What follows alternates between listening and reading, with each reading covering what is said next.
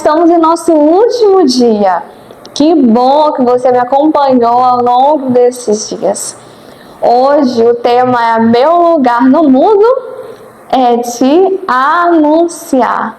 Primeiramente, iremos relembrar o que nós aprendemos ao longo desses dias. No primeiro sermão sobre a rede vazia, coração cheio, nós aprendemos sobre a história de Pedro. Nosso lugar não está nas frustrações das redes vazias, mas no barco com Jesus, aceitando o chamado dele.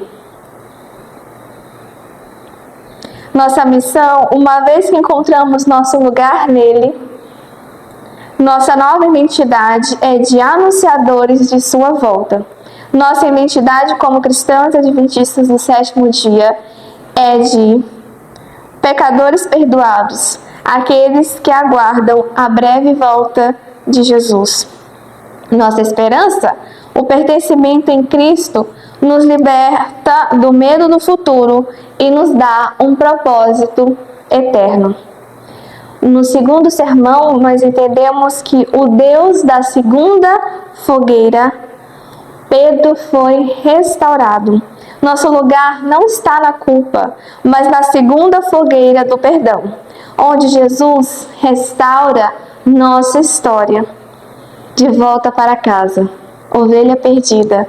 Nosso lugar não é perdido, vagando, mas nos ombros do Pai, do bom pastor, que nos busca quando fugimos. O lugar secreto, nosso lugar não é só na aparência, mas no quarto secreto do coração, onde Deus vê, na verdade, como realmente somos. Deus é como um pai. Nosso lugar não é no chiqueiro da culpa, mas na casa do Pai, como filhos amados e festejados. Nosso novo lugar. Nosso lugar não é na vergonha e nem na exclusão, mas na fonte da água viva, adorando em espírito e em verdade. No horizonte de alguém, nosso lugar não é apenas estar bem com Deus, isolados, mas no horizonte de alguém, sendo o próximo com misericórdia. Deus seja louvado. E você? O que mais impactou você nesses dias? O que Jesus falou para você? O que você trouxe de significado para a sua vida que você tem aplicado no seu dia a dia? Espero que esses dias tenham sido significativos e que a esperança em Jesus Cristo seja reafirmada e reanimada, sua fé e o seu pertencimento a Ele. Jesus, Ele promete voltar. João 14, versos 1 ao 3, é a meditação inicial que iremos ter hoje. Que o coração de vocês não fique angustiados. Vocês creem em Deus, creiam também em mim. Na casa de meu Pai há muitas moradas. Se não fosse assim, eu já lhes teria dito, pois vou preparar um lugar para vocês. E quando eu for e preparar um lugar, voltarei e os receberei para mim mesmo, para que onde eu estou, vocês estejam também.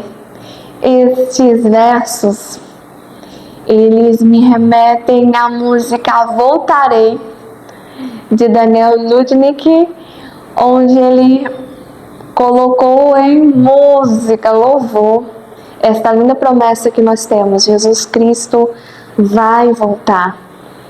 São muitos acontecimentos, e a palavra em Mateus capítulo 24 diz que são os princípios das dores, rumores de guerra, instabilidade social, política, econômica. Onde está a sua esperança? Eu espero que Jesus Cristo, e na promessa de que Ele voltará.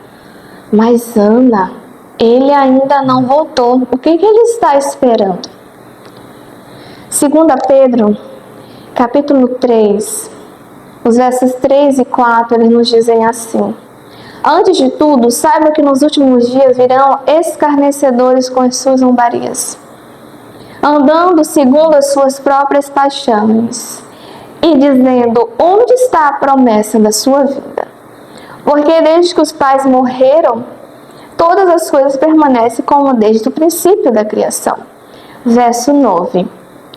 O Senhor não retarda a sua promessa, ainda que alguns a julguem demorada. Pelo contrário, Ele é paciente com vocês, não querendo que ninguém pereça, mas que todos cheguem ao arrependimento. Você percebe que os escarnecedores, zombadores, dizem: onde está a promessa da vinda desse Jesus? Nós estamos sofrendo, nós estamos vendo calamidades, e o Senhor tem misericórdia de mim e tem de você, para que a gente chegue a um verdadeiro arrependimento, a uma verdadeira transformação de vida. Em Mateus 24, verso 14, o Senhor conclui a pergunta que os discípulos perguntaram, que tem dupla aplicação: quando irá suceder essas coisas? No contexto deles e no contexto profético agora, no futuro. E o Senhor diz assim no verso 14: e o evangelho eterno do reino será pregado em testemunho a todas as nações. Então virá o fim. Ainda há muitos que não conhecem a respeito de Jesus. Alguns não querem aceitá-lo, querem, como nós lemos em 2 Pedro, verso 3, viver suas paixões, ainda estão ligados ao mundo.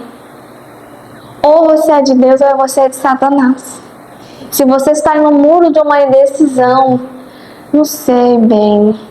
Uma hora eu quero Deus porque Ele me dá bênçãos. Ele curou o meu filho, a minha filha, Ele restaurou meu casamento. Mas agora que está tudo bem, eu não quero mais Ele, não. É tão bom a vida que eu levava. É como se você sentisse que servir a Deus, servir a Jesus, é aprisionar-se. E o Senhor diz que a verdade, que é Ele próprio, a palavra dEle, viria para nos libertar. Conforme é dito em João, verso 8, verso 32. João 10, verso 10. Sabe qual é a função de Satanás? Roubar, matar e destruir sua paz, sua felicidade. Isso eu acrescentando que a palavra só diz o que eu disse anteriormente: matar, roubar e destruir. E o que o Senhor quer para as nossas vidas?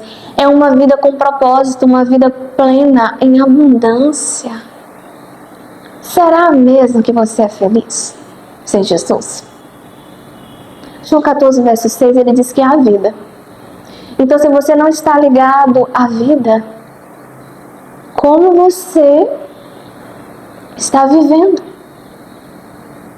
Você pode estar em uma ilusão de uma felicidade, mas no fundo você anseia pela presença do Senhor, em pertencer a Cristo, em ter esperança.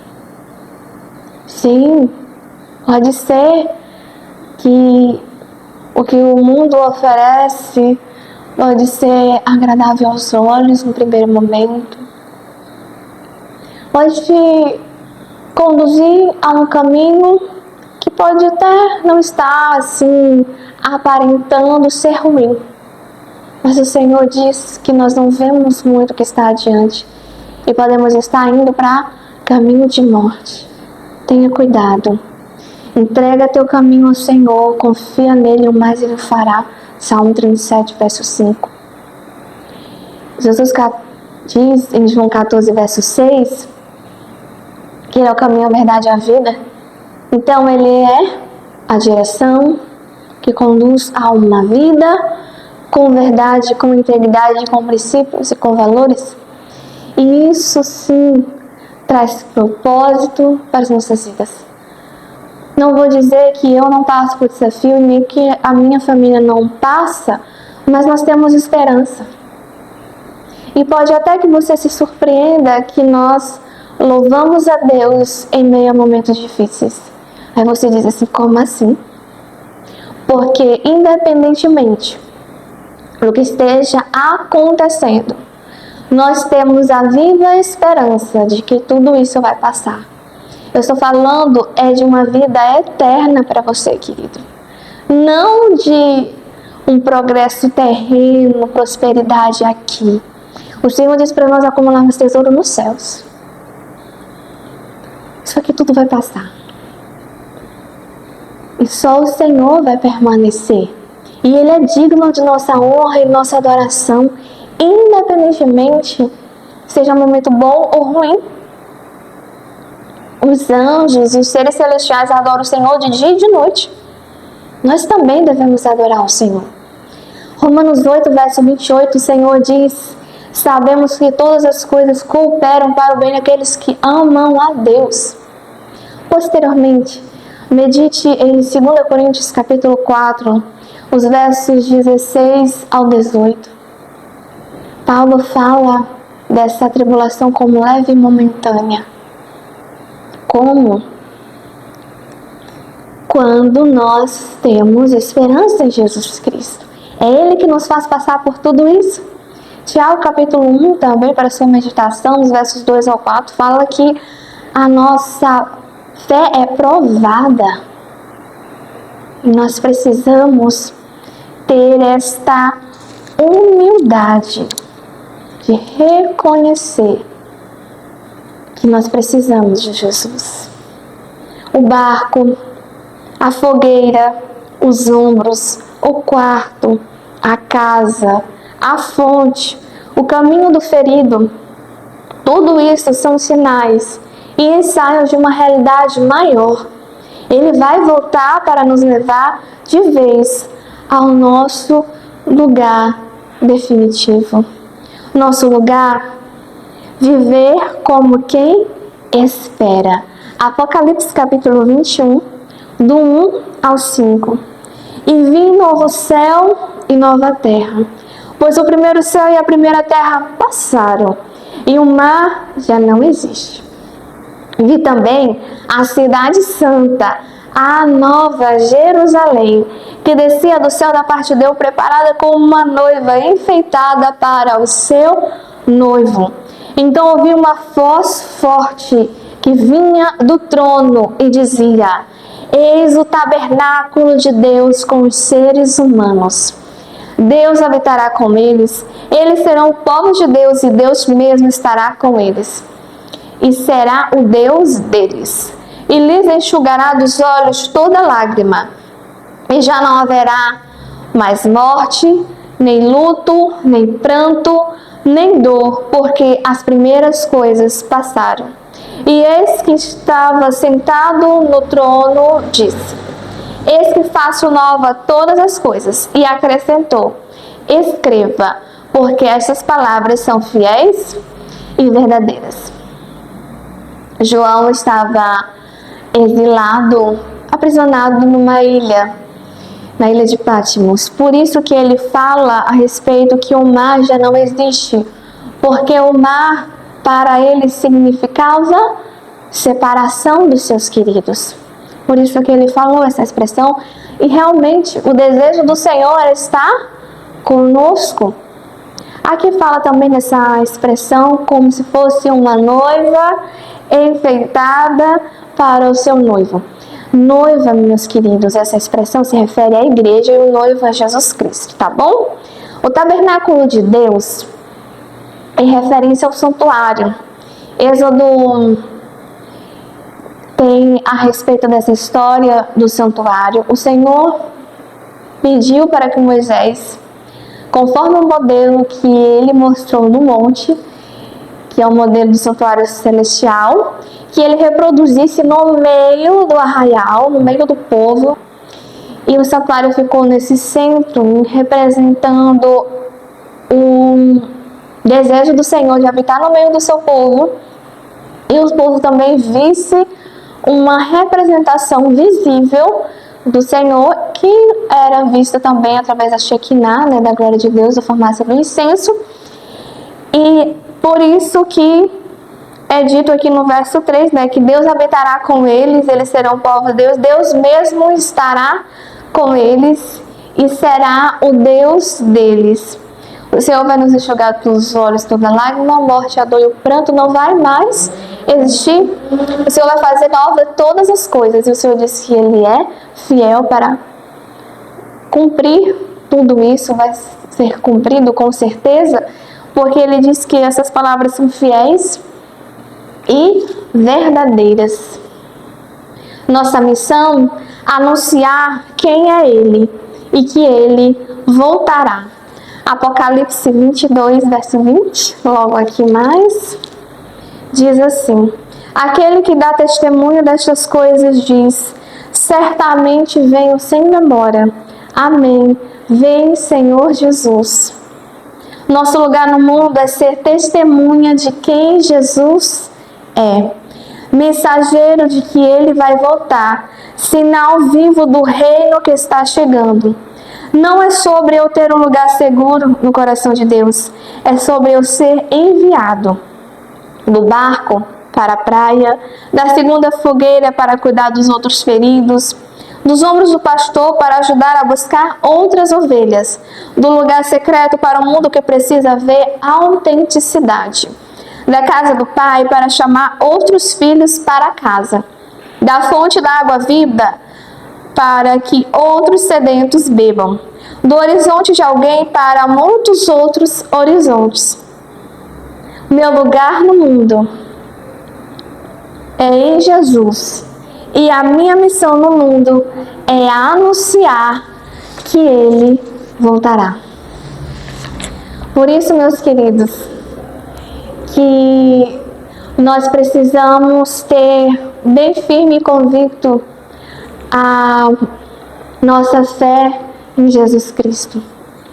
E temos que ter ainda mais convicção que o Senhor logo vem. Por isso que no final do vídeo desses dias da semana de oração tinha essa pequena musiquinha, né? Um pequeno trecho que diz: Maranata, o Senhor logo vem. E Ele virá, meus queridos. Prepare-se, se consagre ao Senhor, ore, se arrependa dos seus erros, se volte para o Senhor e tenha a vida transformada por Ele, porque nós sabemos que certamente venho sem demora. Vem, Senhor Jesus. Amém? Vamos orar? Santo, santo, santo, bendito Deus, soberano Pai, a Ti toda a honra, toda a glória e todo louvor. Senhor, os anjos que são perfeitos, eles cobrem o rosto, eles se prostram assim diante do Teu trono, em tanta reverência, Senhor Deus, e nós humildemente estamos diante da Tua presença, pelos méritos do Cordeiro de Deus que morreu em nosso lugar na cruz, que é Jesus Cristo, e pelas vestes brancas da justiça dele, alvejado do sangue dele, nós nos apresentamos diante do Senhor, entendendo, Paizinho querido, que nós precisamos tanto de Ti. Mas infelizmente, Senhor Deus, há pessoas que estão teimosas e querem viver os prazeres do mundo e não querem Te servir. Não querem se render diante do Senhor e acabam se ferindo, se frustrando. E nós temos sim, nas nossas vidas, um senso pelo que é eterno. É tanto, Senhor Deus, que as pessoas temem a morte, porque nós não fomos feitos para morrer e se viver eternamente. Paizinho querido, sabemos que todos precisam saber a respeito de Ti. Não sabemos como será feito isso, mas de maneira sobrenatural. E com certeza nós sabemos que isso irá acontecer. Seja através de sonhos, revelações sobrenaturais, mas as pessoas irão saber a respeito de ti. E o Senhor virá nas nuvens dos céus com poder e grande glória, do oriente ao ocidente, simbolizando que todas as tribos, línguas e nações verão a vinda do Filho do Homem, ela será visível, literal, e assim todos nós contemplaremos.